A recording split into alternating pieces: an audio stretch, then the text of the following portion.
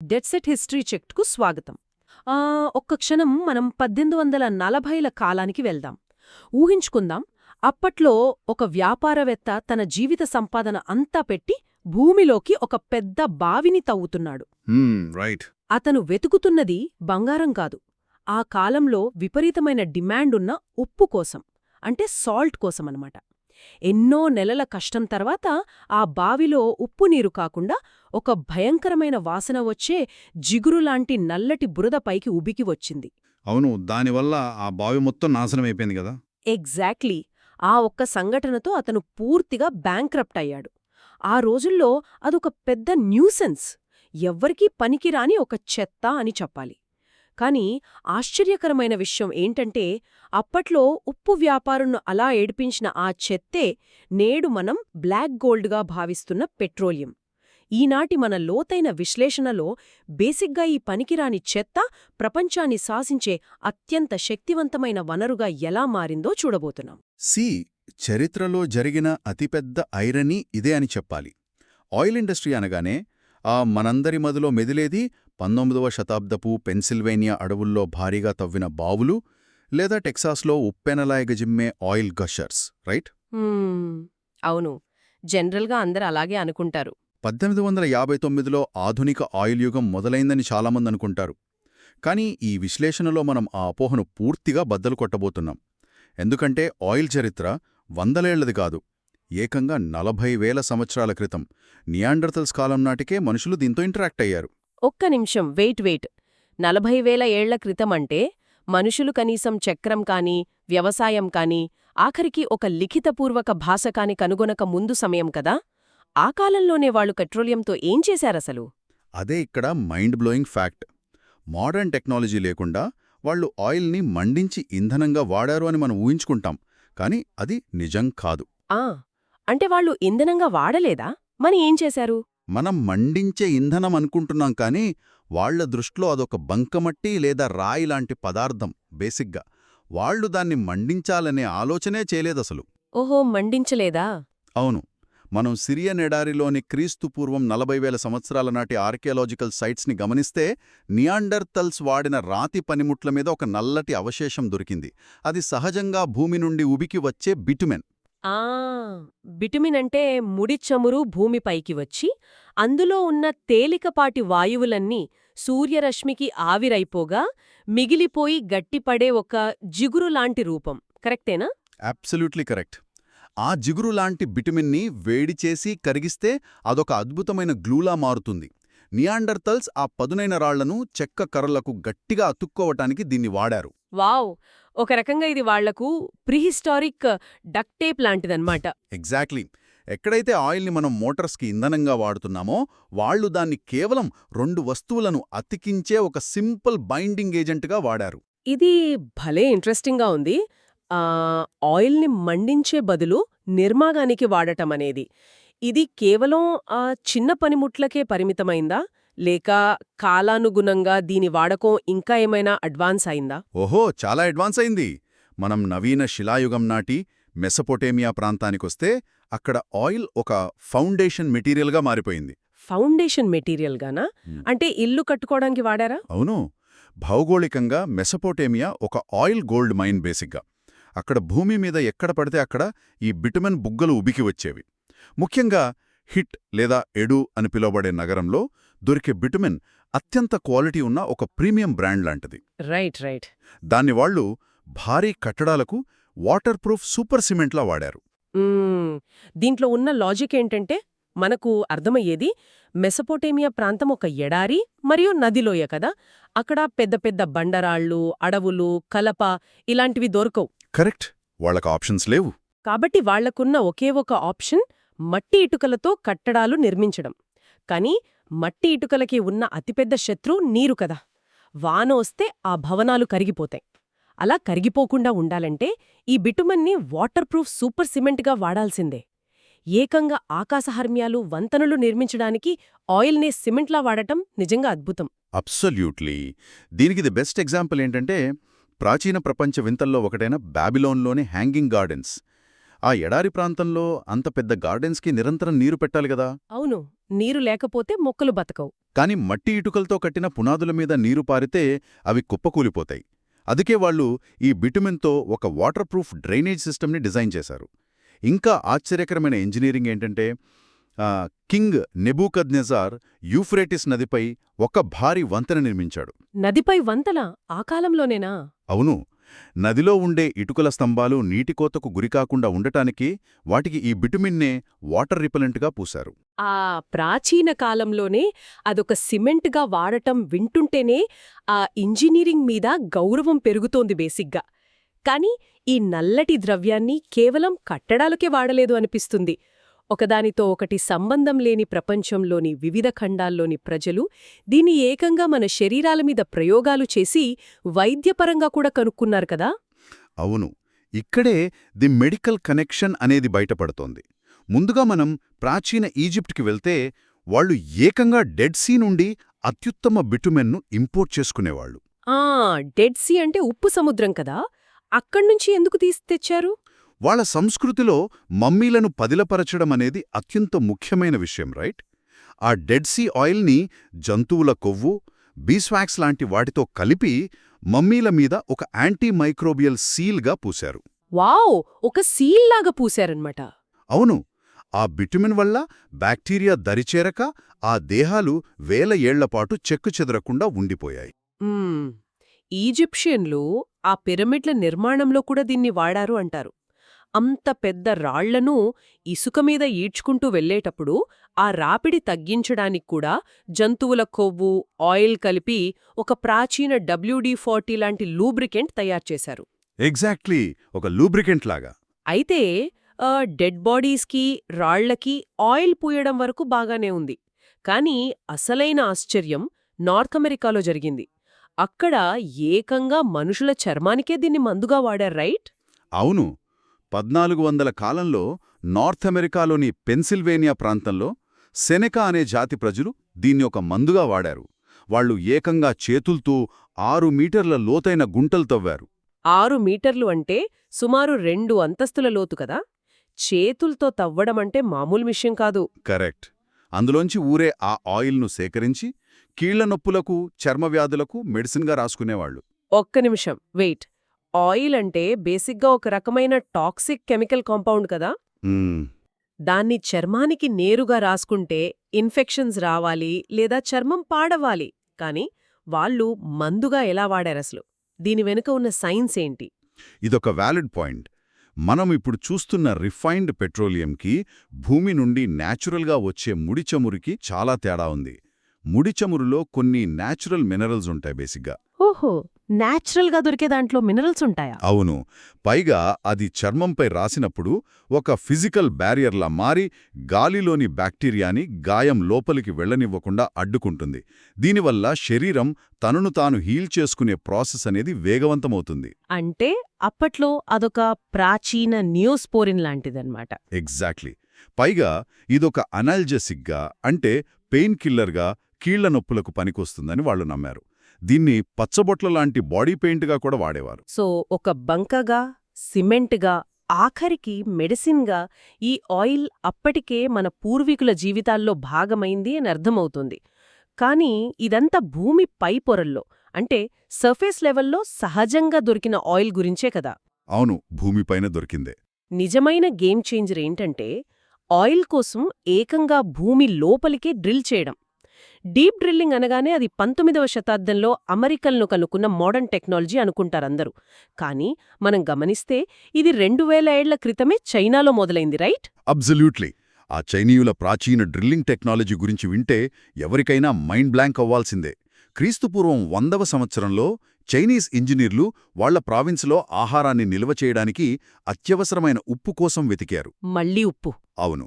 భూమి అడుగునుందే ఉప్పునీటి బుగ్గల కోసం తవ్వుతూ ఉంటే పొరపాటున వాళ్లకు గ్యాస్, ఆయిల్ తగిలాయి.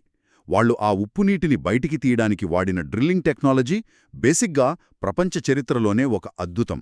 ఒకసారి ఆలోచిస్తే రోమన్లు ఇంకా టోగాలు కట్టుకుని కత్తులతో యుద్ధాలు చేసుకుంటున్న సమయంలోనే చైనీయులు ఏకంగా కిలోమీటర్ లోతైన బావులు తవ్వారు. కాని వాళ్ల దగ్గర ఉక్కుతో చేసిన భారీ యంత్రాలు లేవు కదా.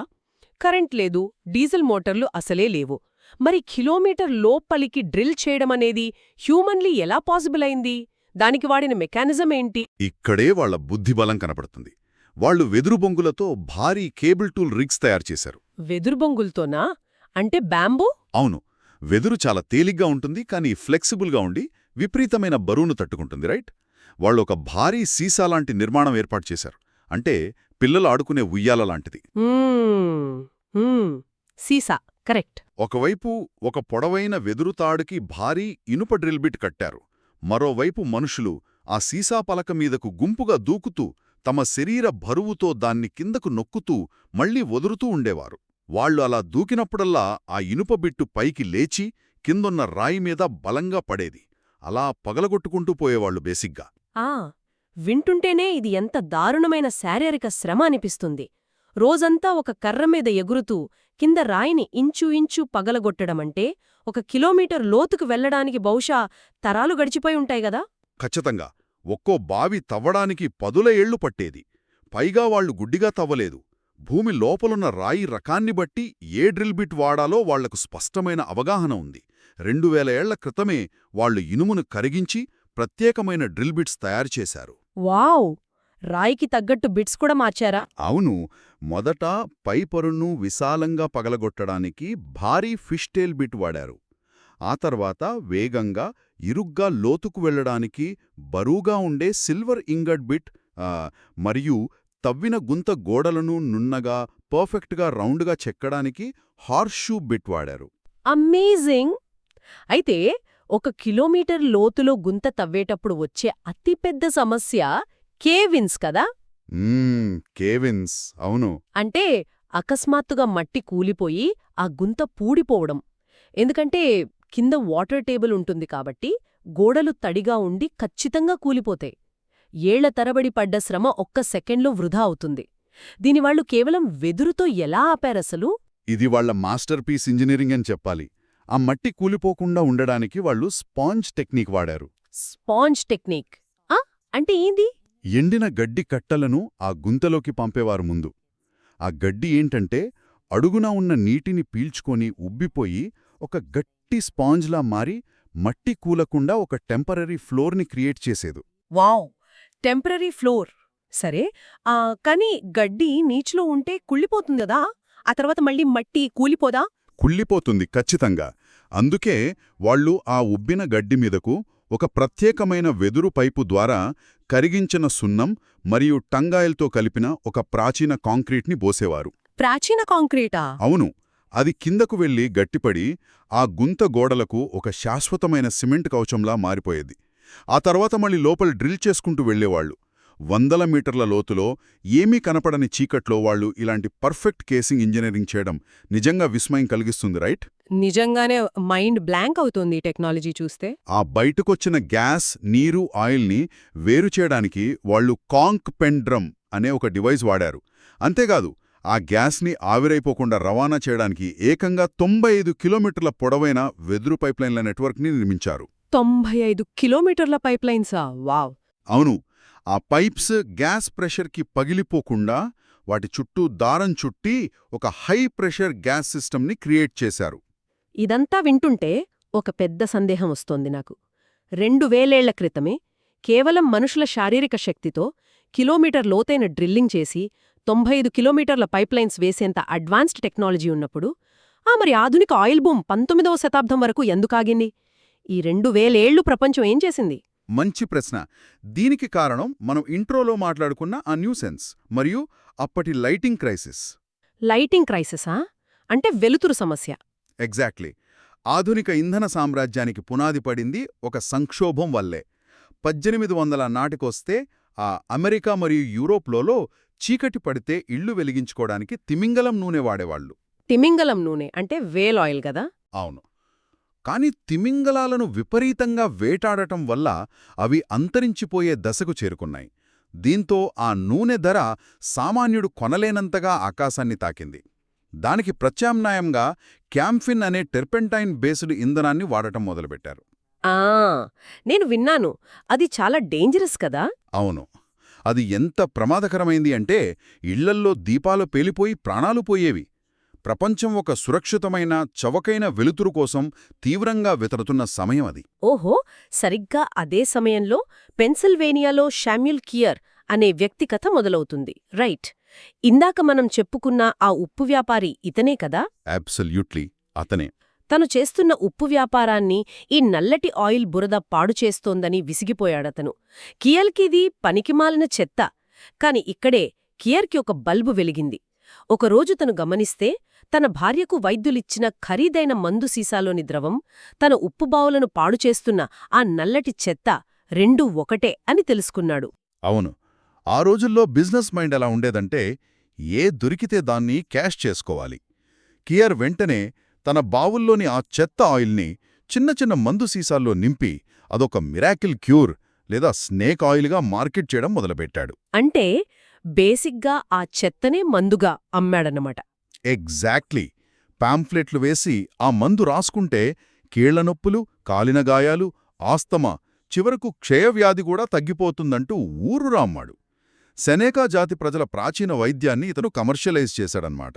కాని ఒక మనిషి ఎన్ని సీసాల మందు కొంటాడు చెప్పండి? కొన్నాళ్లకు ఆ మందుల వ్యాపారం శాచురేట్ అయిపోయి ఆయిల్ బ్యారెల్స్ అలాగే మిగిలిపోయాయి కదా. మిగిలిపోయాయి. ఆ చెత్తను ఏం చెయ్యాలో తెలియని సమయంలో ఒక కెమిస్ట్ ఇచ్చిన సలహా కియర్ జీవితాన్నే కాదు, ప్రపంచ చరిత్రను మార్చేసింది బేసిగ్గా. అదే డిస్టిలేషన్ అంటే శుద్ధి చేయడం. ఈ డిస్టిలేషన్ వెనుకున్న మెకానిజం గురించి కొంచెం వివరంగా చెబుతారు. అసలు ఆ బురద ఇళ్లలో వెలిగే కిరోసిన్గా ఎలా మారింది? డిస్టిలేషన్ అనేది బేసిక్గా ఒక సెపరేషన్ ప్రాసెస్. ముడి చమురు అనేది వందలాది హైడ్రోకార్బన్స్ యొక్క మిశ్రమం, రైట్? కియర్ ఏం చేశాడంటే ఆ ముడి చమురును ఒక పెద్ద బాయిలర్లో వేసి వేడి చేశాడు. ప్రతి కెమికల్ కాంపౌండ్ ఒక్కో నిర్దిష్ట ఉష్ణోగ్రత దగ్గర మరుగుతుంది. ఓహో, అంటే డిఫరెంట్ బాయిలింగ్ పాయింట్స్ ఉంటాయన్నమాట. అవును. ఆయిల్ని వేడి చేసినప్పుడు మొదటగా ఆవిరై పైకొచ్చే వాయువును పట్టుకుని దాన్ని చల్లబరిచి మళ్లీ ద్రవంగా మార్చాడు. ఆ వచ్చిన ద్రవమే కిరోసిన్. Kerosene, right. ఈ కిరోసిన్ని దీపాల్లో వెలిగిస్తే ఎలాంటి పొగలేకుండా సురక్షితమైన స్థిరమైన వెలుతురొచ్చింది. అప్పటి లైటింగ్ సంక్షోభానికి దొరికిన పర్ఫెక్ట్ సొల్యూషన్ ఇది బేసిక్గా. ఇది మార్కెట్లోకి రాగానే హాట్ కేకుల్లా అమ్ముడైంది. డిమాండ్ పెరిగిపోయింది.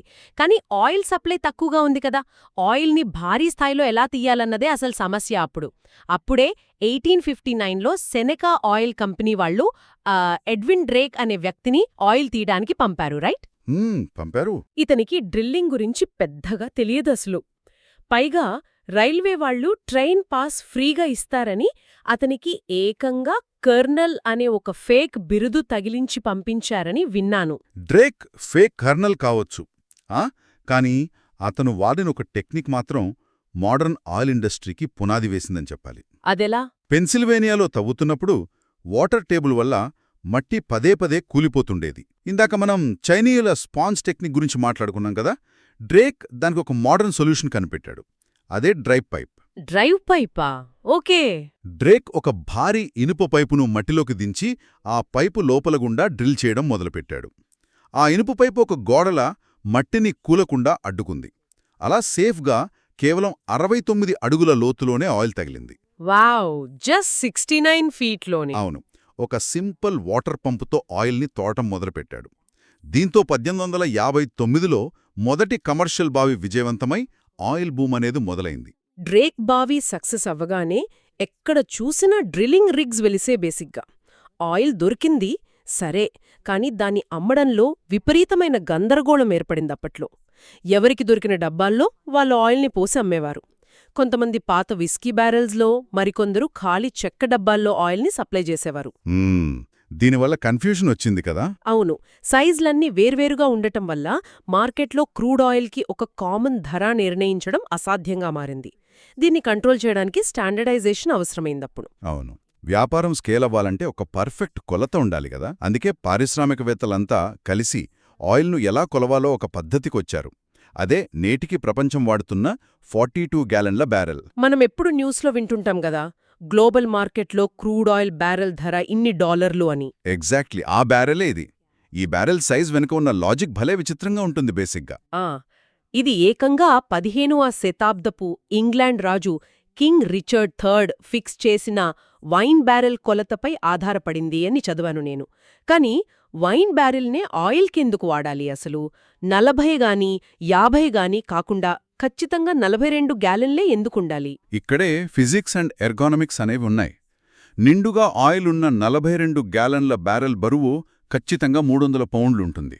1800 కాలంలో ఫోర్క్లిఫ్ట్లు, క్రేన్లు లేవు గదా. ప్రతి బ్యారెల్ని మనుషులే చేతులతో ఎత్తాలి. అవును, చేతులతోనే మోయాలి. ఒక సాధారణ మనిషి ఎవరి సహాయం లేకుండా ఆ బ్యారెల్ని సులభంగా కింద పడేసి దొర్లించుకుంటూ తీసుకువెళ్లడానికి ఆ 300 పౌండ్ల బరువు, ఆ సైజు కరెక్ట్గా సరిపోతుంది. అంతకంటే పెద్దదైతే మనుషులు మోయలేరు. చిన్నదైతే ట్రాన్స్పోర్టేషన్కి ఎక్కువ డబ్బాలు పడతాయి. ఓహో, అందుకే ఆ 42 గ్యాలన్ల బ్యారెల్ అనేది ఇండస్ట్రీ స్టాండర్డ్గా ఫిక్స్ అయిపోయిందన్నమాట. అబ్సల్యూట్లీ. స్టాండర్డైజేషన్ వచ్చాక ఆయిల్ ఇండస్ట్రీలో ఒక క్రూరమైన బిజినెస్ మైండ్ ఎంట్రీ ఇచ్చింది బేసిక్గా. అతనే జాన్ డి రాక్ఫెల్లర్. ఇతని వ్యూహం వింటే మనం బిజినెస్ స్కూల్లో ఒక హై లెవెల్ కేస్ స్టడీ చదివినట్లు ఉంటుంది. అప్పట్లో అందరూ ఆయిల్ బావులు తవ్వడానికి పిచ్చివాళ్లలా పరుగెడుతుంటే రాక్ఫెల్లర్ మాత్రం డ్రిల్లింగ్ లాంటి రిస్క్ ఉన్న పనుల జోలికి వెళ్లలేదసలు. ఎందుకంటే రాక్ఫెల్లర్ ఆలోచన చాలా క్లియర్. డ్రిల్లింగ్ అనేది ఒక గ్యాంబ్లింగ్ లాంటిది, రైట్? ఈ రోజు లక్షలు కురిపించే బావి రేపు ఎండిపోవచ్చు. కానీ ఆయిల్ ఎవరికి దొరికినా దాన్ని మార్కెట్లో అమ్మాలంటే ఖచ్చితంగా శుద్ధి చెయ్యాలి. అంటే రిఫైనింగ్ చెయ్యాలి. అవును. కాబట్టి ఆయిల్ కేవలం ఒక ముడి సరుకు మాత్రమే. దాన్ని శుద్ధి చేసే రిఫైనింగ్ వనరులను కంట్రోల్ చేయడమే అసలైన పవర్ అని గ్రహించాడు. ఇండస్ట్రీలో రిఫైనరీలు అనేది ఒక టోల్ బూత్ లాంటిది బేసిక్గా. రైట్. రిఫైనరీలతో పాటు రాక్ఫెల్లర్ దెబ్బ కొట్టింది లాజిస్టిక్స్ మీద కూడా. ఆయిల్ని రైల్వేల ద్వారా రవాణా చేయడానికి రైల్వే కంపెనీలతో సీక్రెట్ డీల్స్ చేసుకున్నాడు. నా ఆయిల్ని మాత్రమే మీ రైళ్లల్లో పంపిస్తాను, దానికి బదులు నాకు రవాణా ఖర్చులో డిస్కౌంట్ ఇవ్వాలి అని ఒప్పందం చేసుకున్నాడు కదా. అవును, అదొక మాస్టర్ స్ట్రోక్ అని చెప్పాలి. తక్కువ రవాణా ఖర్చు వల్ల మిగిలిన లాభంతో మార్కెట్లో తన కిరోసిన్ ధరను దారుణంగా తగ్గించి కాంపిటీటర్లను తొక్కేశాడు.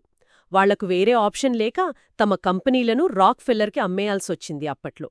అలా రాక్ఫెల్లర్ తన స్టాండర్డ్ ఆయిల్ కంపెనీ ద్వారా టోటల్ మొనోపలీ స్థాపించాడు. ఇందులో మనం గమనించాల్సిన ఒక విచిత్రమైన పారాడాక్స్ ఉంది. రాక్ఫెల్లర్కున్న విపరీతమైన వ్యాపార దాహం, తన మొనోపొలీని నిలబెట్టుకోవడానికి అతను వాడిన క్రూరమైన పద్ధతులు అనుకోకుండానే సామాన్యుడి జీవితాన్ని మార్చేశాయి. అది ఎలా అంటారు? అతను తన ప్రాఫిట్ మార్జిన్స్ పెంచుకోవటానికి ప్రొడక్షన్ని ఎంత ఎఫిషియెంట్గా మార్చాడంటే ఆ మోనోపొలీ వల్ల కిరోసిన్ ధర అప్పట్లో 58 సెంట్ల నుంచి కేవలం 8 సెంట్లకు పడిపోయింది. వావ్! ఇది నిజంగా గొప్ప పారాడాక్స్ అని చెప్పాలి. ఒక క్యాపిటలిస్ట్ మోనోపోలీ వల్లే ప్రపంచంలో సామాన్యుడికి తొలిసారి చౌకగా వెలుతురు దొరికిందే అన్నమాట. రాక్ఫెల్లర్కున్న మరో వ్యాపార లక్షణమేంటంటే తను ఏది వేస్ట్ చేసేవాడు కాదు. ముడి చమురు నుండి కిరోసిన్ తీశాక మిగిలిపోయిన ప్రతి చుక్కను, ప్రతి బైప్రోడక్ట్ను ఏదో ఒక రకంగా మార్కెట్ చేసి లాభాలు గడించాడు. చాలా షార్ప్ బిజినెస్ మ్యాన్ అతను. అడుగున మిగిలే మడ్డిని పెట్రోలియం జెల్లీగా అంటే వ్యాసిలిన్గా అమ్మాడు. ఆ తారుని రోడ్ల కోసం అమ్మాడు. కానీ ఒకే ఒక బైప్రోడక్ట్ను మాత్రం అతను మొదట్లో ఏమీ చేయలేకపోయాడు. అదే గ్యాసోలిన్. ఇక్కడే చరిత్రలో ఇంకో పెద్ద ట్విస్ట్ ఉంది, ద గ్యాసోలిన్ పారాడాక్స్. ఇప్పుడు మనం లీటర్ల కొద్దీ డబ్బులు పోసుకుంటున్న గ్యాసోలిన్ మొదట్లో రిఫైనరీలలో కేవలం ఒక పారిశ్రామిక చెత్త. మళ్ళీ చెత్త? ఒకప్పుడు క్రూడ్ ఆయిల్ మొత్తం చెత్త అనుకున్నారు. ఆ తర్వాత కిరోసిన్ తీశాక మిగిలిన గ్యాసోలిన్ని చెత్త అంటున్నారు. అసలు గ్యాసోలిన్ ఎందుకు పనికి రాకుండా పోయింది అప్పట్లో? ఎందుకంటే కిరోసిన్తో పోలిస్తే గ్యాసోలిన్ చాలా ప్రమాదకరమైనది. దీని బాయిలింగ్ పాయింట్ చాలా తక్కువ బేసిక్గా. అంటే రూమ్ టెంపరేచర్ దగ్గర ఇది అత్యంత వేగంగా ఆవిరైపోతుంది. ఈ ఆవిరి సులభంగా మండిపోయే స్వభావం కలది. ఇళ్లల్లో దీపాలకు దీన్ని వాడితే ఆ ఆవిరి వల్ల దీపాలు పేలిపోయేవి. అప్పట్లో దీనికి ఎలాంటి కమర్షియల్ వాల్యూ లేదు, ఎవరూ కొనేవారు కాదసలు. అందుకే ఆ కాలంలో రిఫైనరీల ఓనర్లు ఈ గ్యాసోలిన్ని వదిలించుకోవడానికి భయపడేవారు, రైట్? రిఫైనరీల చుట్టూ ఈ గ్యాసోలిన్ నిల్వలు పెరిగిపోతుంటే అది పేలిపోతుందేమో అని భయపడి రాత్రికి రాత్రే గుట్టుచప్పుడు కాకుండా దీన్ని నదుల్లో పారబోసేవారు అని చదివాను. అవును, నదుల్లో పారబోశారు, లేదా పెద్ద గుంతల్లో పోసి కాల్చేసేవారు. అదొక పర్యావరణ విపత్తు ఆ రోజుల్లో. నిజంగా విపత్తే. ఎవరూ వద్దు అనుకున్న ఈ చెత్త రాత్రికి రాత్రే హీరో ఎలా అయిందంటే దాని వెనుక ఉన్నది 1885లో కార్ల్ బెంచ్ కనుక్కున్న internal combustion engine, right? Absolutely. ఈ ఇంజిన్తో మోటార్ కారు రాక గ్యాసోలిన్ రాతను మార్చేసింది. Internal combustion engine basic principle ఏంటంటే ఆ ఇంజిన్ సిలిండర్ లోపల ఇంధనం మరియు గాలి కలిసి ఒక స్పార్క్ ద్వారా చిన్న చిన్న మైక్రో ఎక్స్ప్లోషన్స్ జరగాలి. ఆ పేలుడు శక్తి వల్లే ఇంజిన్ నడుస్తుంది. ఓహో, అంటే ఇంజిన్ లోపల పేలుళ్లు జరగాలన్నమాట. ఎగ్జాక్ట్లీ. గ్యాసోలిన్కి ఉన్న వొలటైల్ లక్షణం అంటే సులభంగా ఆవిరై పేలిపోయే ఆ ప్రమాదకరమైన స్వభావం ఈ ఇంజిన్కు పర్ఫెక్ట్గా సరిపోయింది. నిన్నటిదాకా దీపాలను పేల్చేస్తున్న ఆ బలహీనతే ఇంజిన్ని నడిపించే ఒక సూపర్ పవర్గా మారింది. అంటే ఒకప్పుడు రిఫైనరీ ఓనర్లు పనికిరాదని నదుల్లో పారబోసిన చెత్త ఈ మోటార్ కార్ల డిమాండ్తో అత్యంత విలువైన ఇంధనంగా మారిపోయిందన్నమాట. కరెక్ట్. కిరోసిన్ కేవలం పేలాకు వెలుతురిస్తే గ్యాసోలీన్ ఏకంగా మనిషి ప్రయాణాన్ని వేగవంతం చేసింది. ఈ పెరుగుతున్న కార్ల డిమాండ్ని, గ్యాసోలీన్ అవసరాన్ని తట్టుకోవడానికి ఎక్కువ ఆయిల్ కావాలి కదా. ఆ వెతుకులాటలోనే 1901లో టెక్సాస్లోని స్పిండిల్ టాప్ వద్ద జరిగిన సంఘటన చరిత్రను మలుపు తిప్పింది అని చెప్పాలి. స్పిండిల్ టాప్ అనేది ఆయిల్ హిస్టరీలో ఒక ల్యాండ్ మార్క్. అప్పటివరకు ఒక బావి నుండి రోజుకు 10ల సంఖ్యలో లేదా 100ల సంఖ్యలో బ్యారెల్స్ వచ్చేవి మహా అయితే. కానీ 1901లో స్పిండిల్ టాప్ వద్ద భూమి లోపలన ఉన్న విపరీతమైన ప్రెషర్ వల్ల ఏకంగా 1,00,000 బ్యారెల్స్ ఆయిల్ ఒకేసారి ఉప్పెనలా తన్నుకొచ్చింది. 1,00,000 బ్యారెల్స్ ఒకేసారా? వావ్! అవును. ఆ ఆయిల్ ధాటికి డ్రిల్లింగ్ రిగ్ మొత్తం గాల్లోకి ఎగిరిపోయింది. అమెరికా మొత్తం ఏడాదిలో తీసే ఆయిల్ని ఆ ఒక్క బావి కేవలం కొన్ని రోజుల్లోనే బయటపడేసింది. ఈ భారీ ఉప్పెనతో కిరోసిన్ యుగం ముగిసి పెట్రోలియం ఆధునిక యుగమనేది రూపుదిద్దుకుంది. మనం ఇదంతా ఒకసారి వెనక్కి తిరిగి చూస్తే ఆ ఆయిల్ ప్రయాణం ఒక అద్భుతమైన సినిమాటిక్ ఎక్స్పీరియన్స్లా అనిపిస్తోంది, రైట్? 40,000 ఏళ్ల క్రితం నియాండర్థల్స్ వాడిన బంక నుండి మొదలై ఈజిప్షియన్లు మమ్మీలకు వాడిన పేస్ట్గా, నార్త్ అమెరికన్స్ వాడిన ప్రాచీనకాలపు వైద్యంగా వాడబడి ఆ తర్వాత చైనీయుల వెదురు డ్రిల్లింగ్ మీదుగా ప్రయాణించి 1800లో ఉప్పు వ్యాపారులకొక చిరాకుగా మారి ఇళ్లు వెలిగించే కిరోసిన్గా శుద్ధి చేయబడి చివరకు పనికిరాదని నదుల్లో పారబోసిన గ్యాసోలీన్ ఈరోజు మోటార్ కార్లను నడుపుతూ ప్రపంచ జామితిని శాసించే స్థాయికి ఎదగడం నిజంగా అనూహ్యమని చెప్పాలి. అబ్సల్యూట్లీ. మనం గమనిస్తే ఎప్పుడైతే ఒక కొత్త టెక్నాలజీ లేదా అవసరం పుట్టుకొస్తుందో అప్పటివరకు పనికిరానిది అనుకున్న వస్తువు కాస్త అత్యంత విలువైన వనరుగా మారుతుంది. చైనీయులకు వెదురు, కిరోర్కి ఆ డిస్టిలేషన్, కార్ల్ బెన్స్కి ఇంటర్నల్ కంబషన్ ఇంజిన్ ఎలాగో ఒక టెక్నాలజీ, ఒక సంక్షోభం కలిసి భూమిలో దాగి ఉన్న ఆయిల్ని ప్రపంచాన్ని శాసించే బ్లాక్ గోల్డ్గా మార్చాయి. మనం ఇప్పుడు పనికిరాదని పారేసే ప్లాస్టిక్ కవర్స్ లేదా మున్సిపాలిటీ చెత్త రేపు పొద్దున్న ఏదైనా కొత్త టెక్నాలజీ వల్ల అత్యంత విలువైన వనరుగా మారితే ఎలా ఉంటుందో అప్పట్లో గ్యాసోలిన్ పరిస్థితి అచ్చం అలాగే ఉందన్నమాట. మన చుట్టూ ఉన్న ఏ చెత్త రేపటి ఇంధనం, ఫ్యూయల్ కాబోతోంది.